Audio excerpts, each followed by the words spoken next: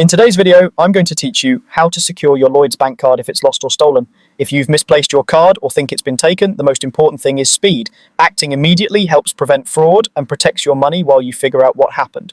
So let's walk through exactly what to do clearly and calmly. Start by getting in touch through the Lloyds Bank mobile app, internet banking, or by calling the bank using the official contact details from their website or the number on the back of your card. The app is usually the fastest option because you can make changes right away without waiting on hold. Once you're in the app, go to your card controls and freeze your card instantly. Freezing puts a temporary stop on new payments and cash withdrawals, which means no one can use the card while you look for it. If it turns up under the sofa later, you can simply unfreeze it. But if you're confident the card is lost or has been stolen, take the next step in the app. Select Report Lost or Stolen. This permanently cancels the card so it can't be used again, and it also triggers a replacement to be sent to you. The app will guide you through a few quick checks, and you may be asked to verify your identity for security.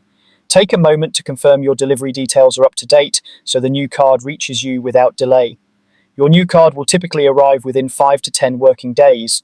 While you wait, your existing account stays open and your direct debits and standing orders continue as normal.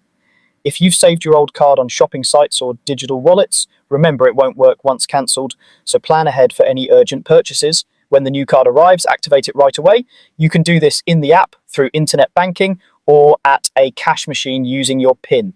Activation is quick, just follow the on-screen prompts. If you're using an ATM, insert the card, enter your PIN, and complete a simple action like checking your balance. As a final tip, keep an eye on your recent transactions and turn on banking alerts if you haven't already. If you spot anything that doesn't look right, contact the bank immediately. That's it. With a few swift actions, you've frozen the risk, cancelled the old card, and set up a secure replacement.